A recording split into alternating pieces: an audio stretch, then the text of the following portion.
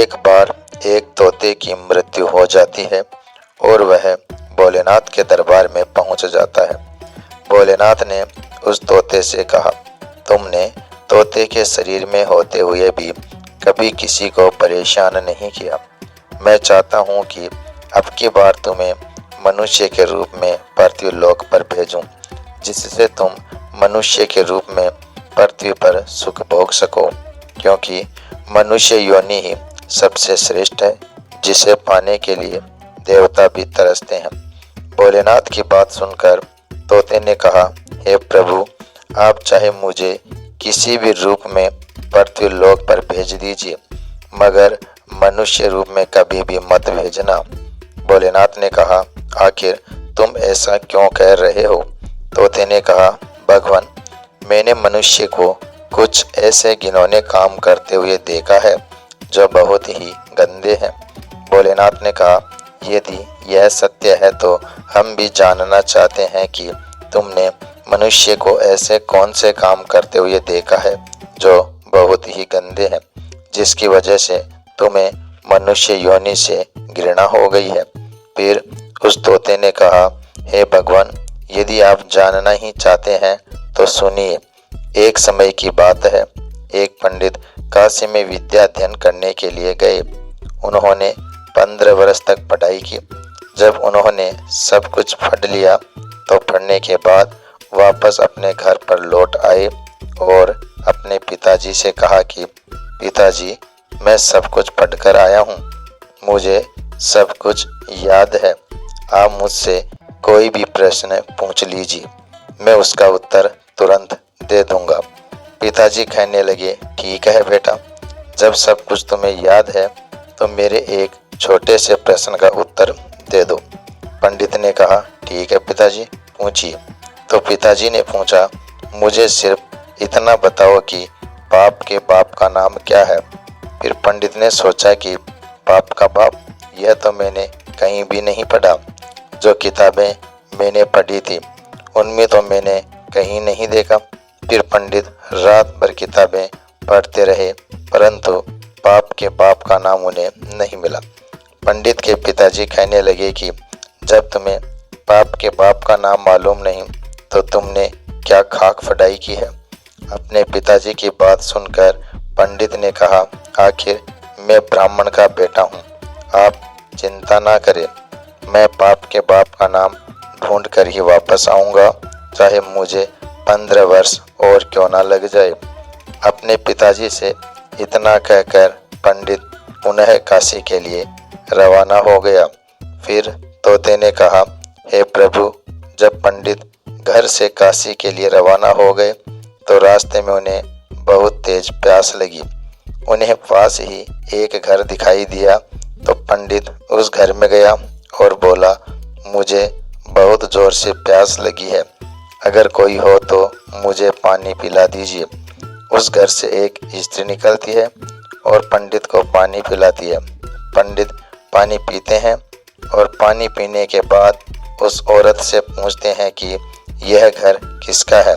वह स्त्री कहती है, पंडित जी, आपको यह बात तो पानी पीने से पहले ही पूछनी चाहिए थी कि यह घर किसका है। आपने पानी तो पी लिया है और अब आप पूछ रहे हैं कि यह घर किसका है। तो सुन लो पंडित, यह घर एक वेश्या का है और मैं एक वेश्या ही हूँ। पंडित ने जैसे ही वेश्या का नाम सुना तो उसने एकदम से अपने कान पकड़ लिए और कहने लगा, शांतम पापम शांतम पापम, मेरे द्वारा पाप हो गया है, मैंने एक वेश्या के घर का पानी पी लिया है। अरे पाप का बाप तो मिला नहीं, पाप और हो गया।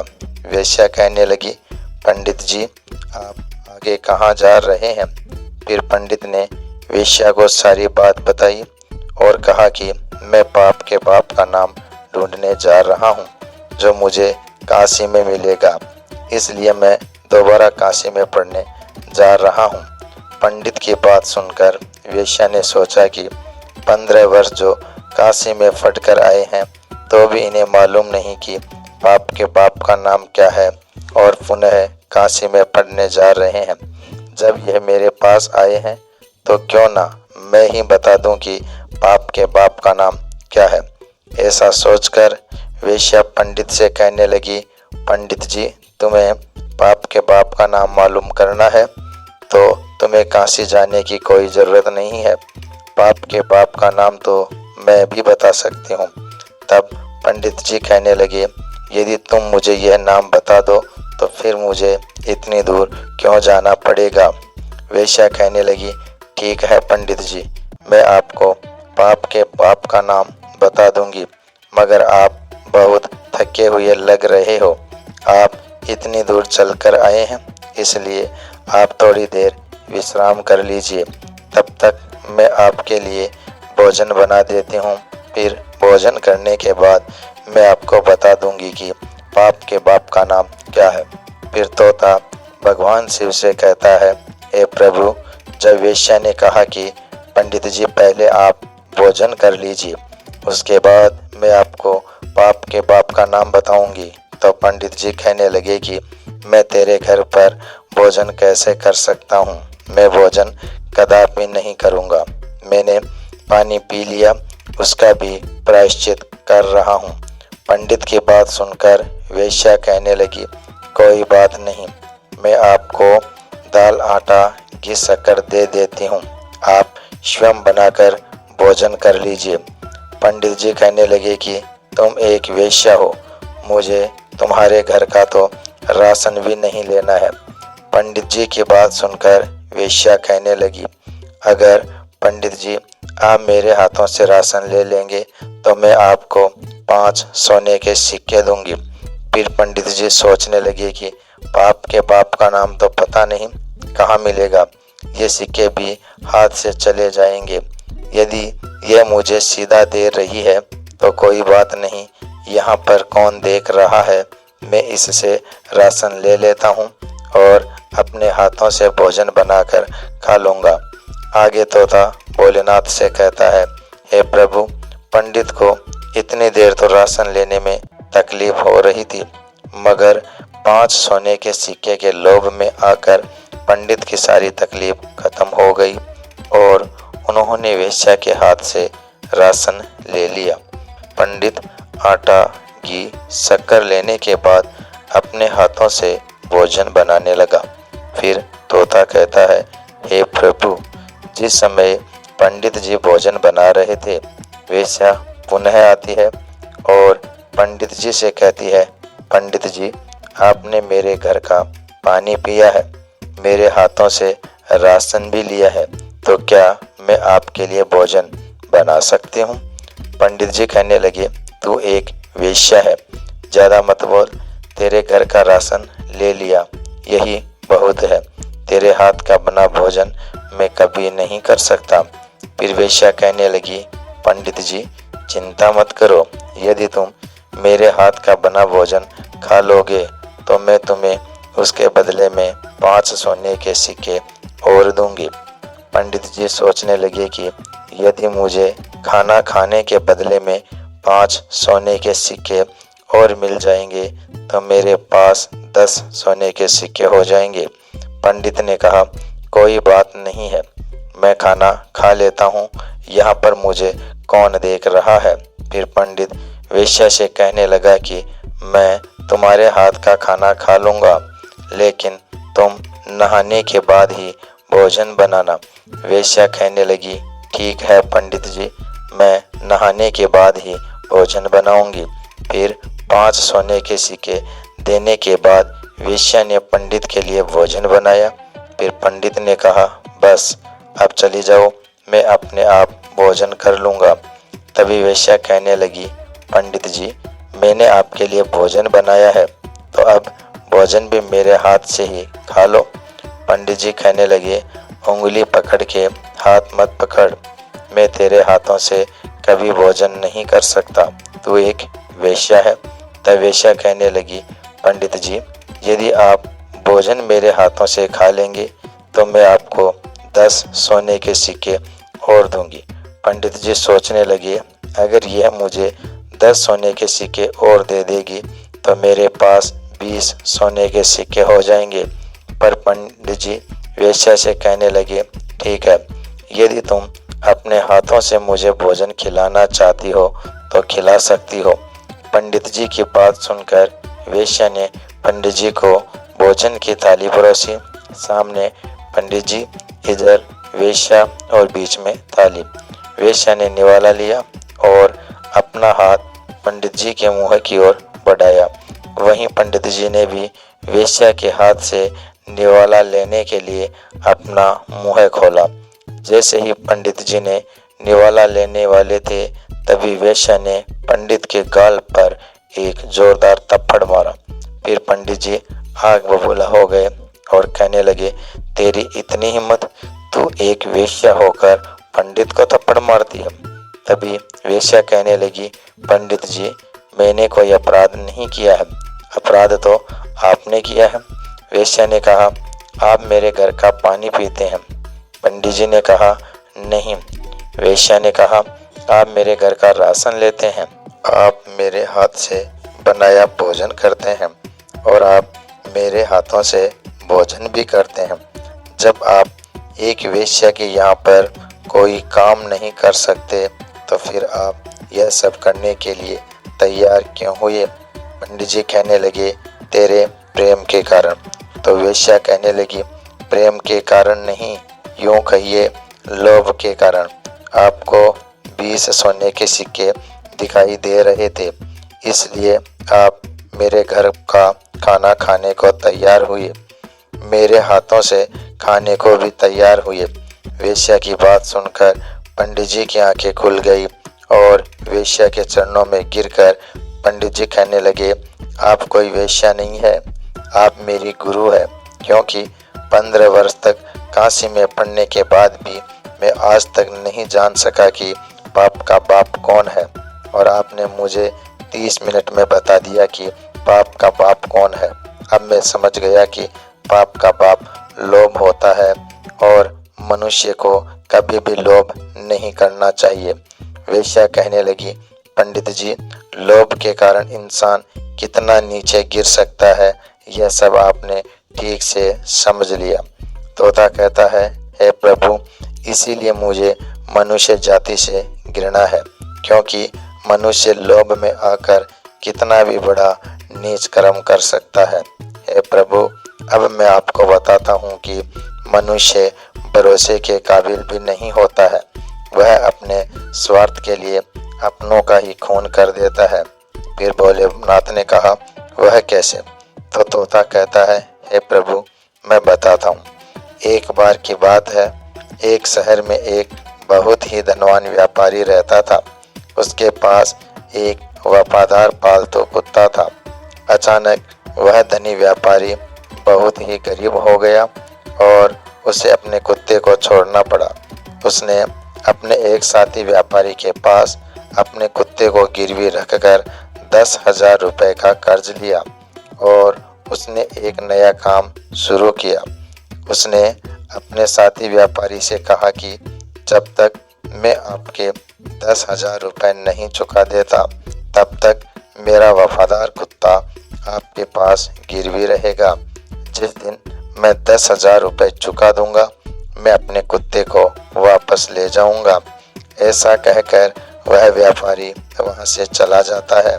वहीं कुछ समय के बाद उसके साथी व्यापारी की दुकान में चोरी हो गई और चोर उसका सारा सामान चुरा कर ले गए। वहीं उस वफादार कुत्ते को पता चला कि दुकान में चोरी हो गई, तो वह कुत्ता चोरों के पीछे पीछे गया और उसने वह जगह देख ली जहां पर चोरों ने चोरी का सामान छुपाया था। फिर जगह देखने के बाद वह कुत्ता दुकान पर वापस आ गया। फिर सुबह जब व्यापारी सोकर उठा और अपनी दुकान खाली देखी, तो वह एकदम से रो पड़ा। वहीं साथ में उसके घर वाले भी रोने लगे। व्यापारी तो बिल्कुल पागल सा हो गया, क्योंकि उसकी दुकान का सारा सामान चोरी हो चुका था।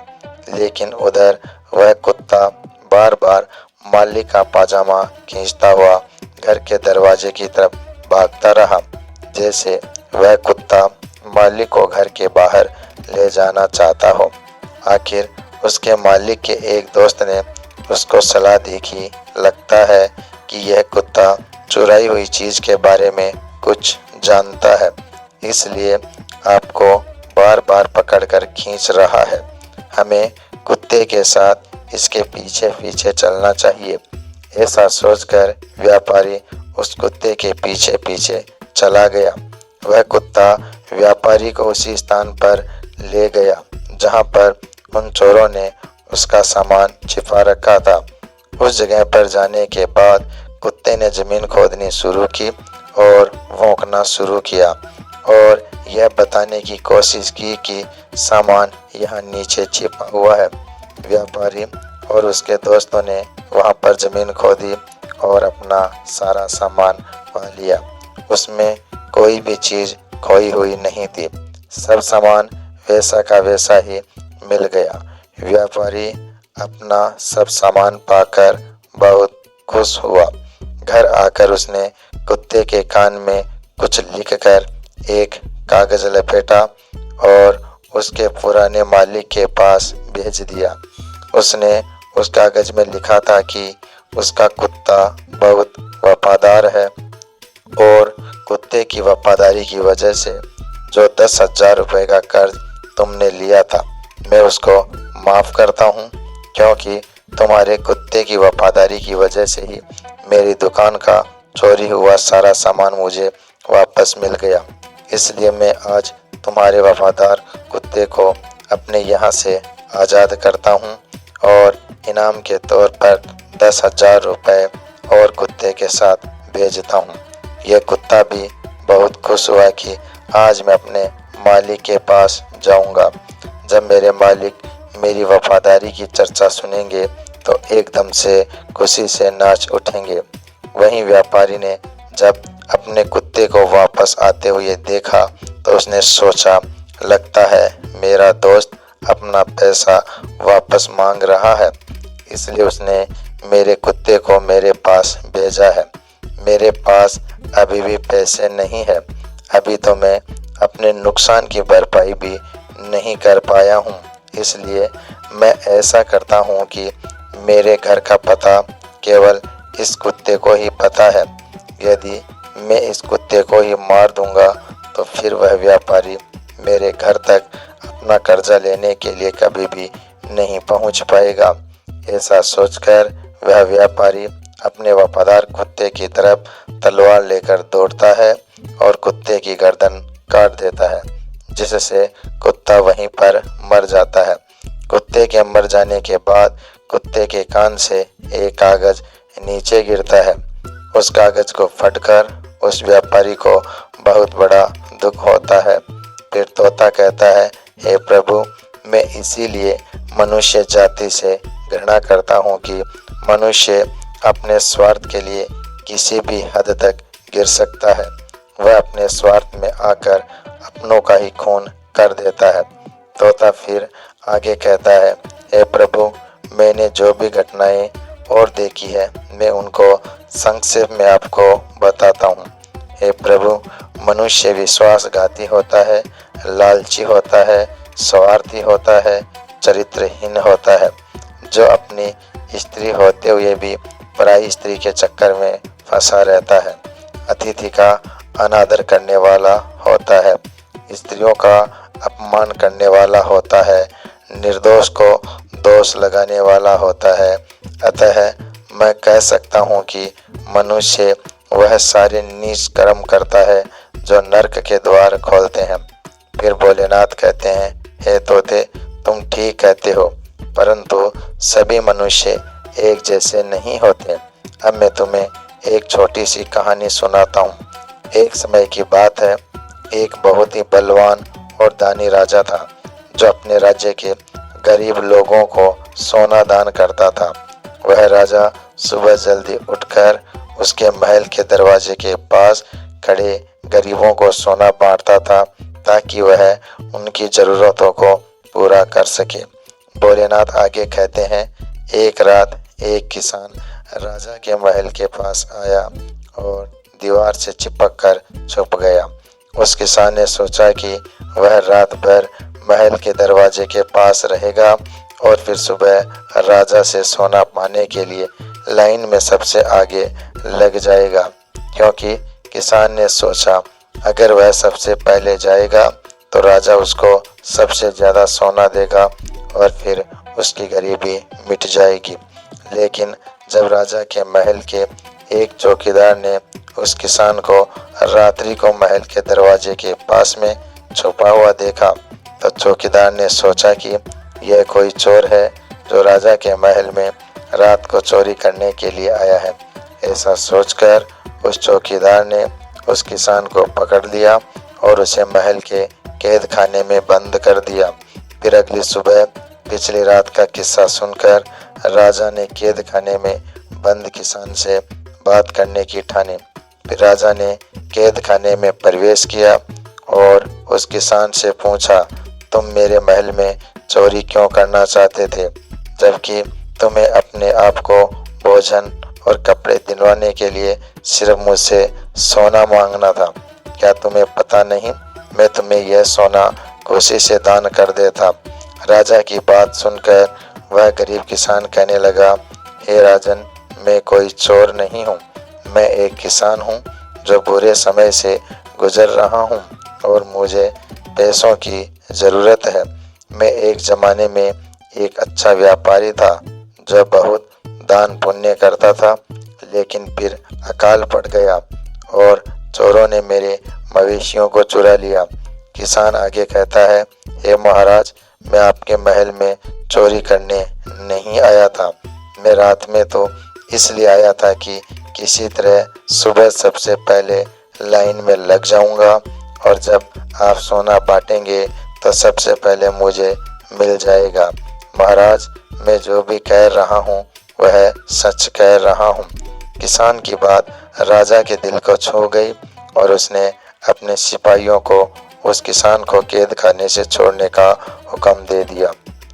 फिर राजा ने उस किसान को 50 सोने की मोहरें दी जिससे वह अपनी जिंदगी बना सके। फिर किसान ने राजा को धन्यवाद दिया और सोने की मोहरें लेकर अपने घर चला गया।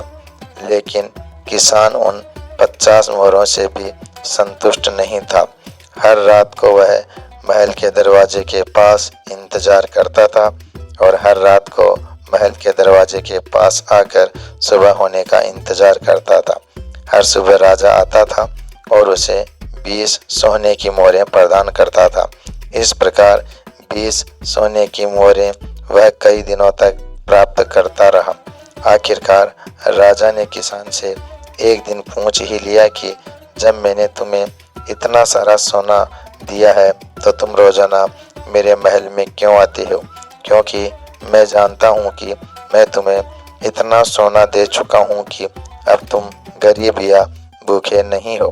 फिर किसान कहता है, हे महाराज, मैं आपके जैसा बनना चाहता हूँ। राजा कहने लगा, यदि तुम मेरे जैसा बन जाओगे तो क्या तुम इस राज्य के गरीबों की मदद करोगे? किसान ने कहा, हे राजन, यदि मैं आप जैसा बन जाऊंगा तो मैं इस राज्य की गरीबी को ही मिटा दूंगा। उस किसान की बातों से प्रभावित होकर राजा ने अपना आधा राज्य उस किसान को दे दिया और उसे आधा धन भी दे दिया। फिर राजा ने कहा, लेकिन तुम्हें वादा करना होगा कि तुम हमेशा उन लोगों की मदद करोगे जिन्हें तुम्हारी मदद की ज़रूरत होगी। फिर किसान ने राजा की बात मान ली और राजा ने अपना आधा राज्य और आधा धन उस किसान को दे दिया। भोलेनाथ कहते हैं, इस प्रकार कई साल गुजर गए और वह किसान बहुत धनवान हो गया। उसने राजा के द्वारा प्राप्त धन से बहुत सारा धन एकत्रित कर लिया और फिर उस राजा से भी ज़्यादा उस राज्य के गरीबों में वह धन को बांटने लगा। फिर राजा किसान के बारे में यह सुनकर बहुत खुश हुआ कि वह गरीबों की मदद करता है। उसे पता था कि दूसरों को देने में ही दुनिया का सबसे बड़ा सुख है और किसान ने भी यही सबक अच्छी तरह से सीख लिया था। वह भी अपना धन और अपनी खुशियाँ दूसरों के साथ बांटेगा। फिर किसान और राजा दोनों ने मिलकर अपने राज्य से पूरी तरह गरीबी का अंत कर दिया और प्रजा सुखपूर्वक जीवन जीने लगी। भोलेनाथ कहते हैं कि इस कहानी से साफ हो जाता है कि संसार में सारे मनुष्य एक जैसे नहीं होते हैं। जो जैसा कर्म करता है उसे वैसा ही फल प्राप्त होता है। फिर तोता बोला, ठीक है प्रभु, आप मुझे जो भी रूप देंगे वह मुझे स्वीकार होगा। फिर भोलेनाथ ने तोते को मनुष्य के रूप में पृथ्वी पर भेजा और उसने धर्म के मार्ग पर चलकर मोक्ष की प्राप्ति की। दोस्तों, वीडियो पसंद आया हो तो लाइक और शेयर जरूर कर देना।